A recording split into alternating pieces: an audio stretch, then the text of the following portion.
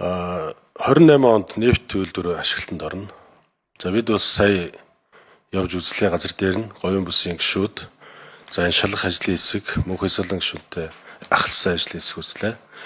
800 энтэг ажиллаж байна. 130 монгол хүн ажиллаж байна.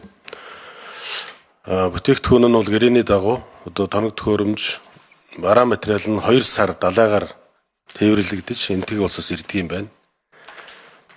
За зарим нэг бүтээгдэхүүнээ бол одоо 2 өршөөс авдаг юм байна. Ингээд засгийн газраас бол 2027 оны сүүлийн улиралт гэж шахаж байгаа юм байна. Яг төлөвлөгөө бол 28 оны эхний улирал гэж явж байгаа юм байна.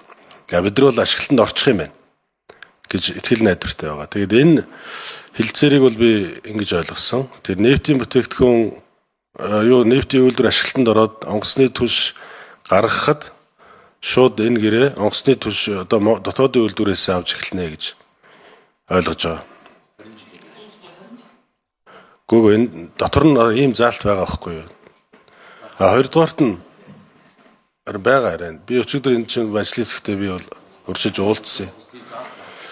За энийг бол би тийм заалт байгаа гэж ойлгож байгаа. Тэгээ гишүүдэд одоо энэ гэрээний танилцаагүй гишүүдэд энийгээ сайн танилцуулаарай. За хоёрдугаарт нь бол өөр дараагийн их усүр жишээ нь одоо бүгд найрамдах дард улсаас яг одоо манай зэнгэлдэг онгоцнуудад тохирох түлшийг оруулж ирвэл одоо бас энэ гэрээндээ оруулж байгаа гэж ойлгож байгаа.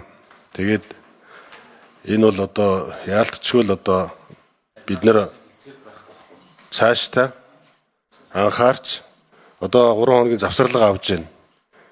3 хоногийн завсарлага авж байна. Тэгээд цаашдаа одоо энэ 3 хоногтоо энэ гишүүдтэй тайлбарлаж ойлгуулж ингээд эргээд орж ирэх юм байна гэж ойлгож байна. За юун дээр сая ингээд нэгнийг бас шүүмжилж болно. Тэгээ хамтарсан засгийн газрынхаа үед одоо олон толгомдсон томоохон асуудлуудаа хамтраад шийдээд явж байна гэж бүгдээрээ одоо баяртай байгаа. За улсын хурлаар оруулж яах гэдэг бол илүү ард түмэд нээлттэй хэлэлцүүлж байна л гэж ард түмэн маань ойлгоно.